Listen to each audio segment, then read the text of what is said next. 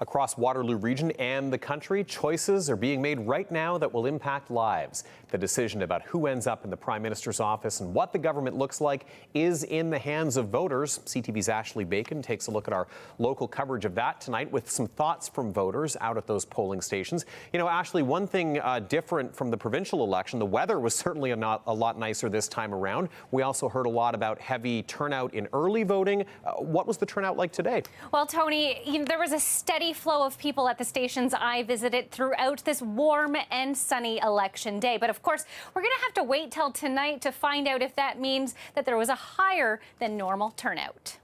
Polling stations throughout the region opened to lineups, a steady stream of voters ready to make their decisions. Pretty hard to make up your mind, but I made mine up quite early. Early voting saw a record turnout this time around, with 7.3 million Canadians heading to the ballot box over the Easter long weekend. The question is, will there be a flow of new voters in this election? And we don't know that until the results come in tonight. Political science professor Peter Wollstonecroft says people who are on the fence about voting will be key, and so will two big motivators. One is the Trump threat.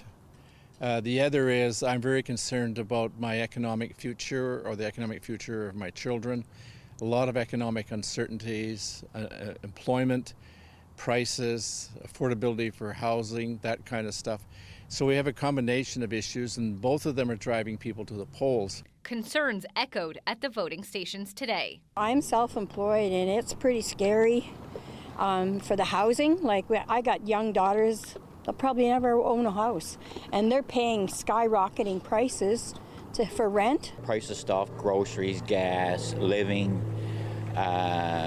just normal people living day to day is getting by, is being able to make enough money to survive without the struggle and have two jobs or loans and this and that. It's just be able to survive and to live comfortably. As far as Kitchener-Waterloo area goes, just the housing, the taxes, mostly just what's best for the people, working people, and getting things back on track. The situation with Trump in the United States, seeing a lot of patriotism from Canadians going elbows up, I think is probably the really big issue right now. What it all means today and going forward will all come down to tonight. This is a very important election because whoever becomes the Prime Minister will be having to make a lot of big decisions that are going to affect the future for yourself and for the country for the next generation.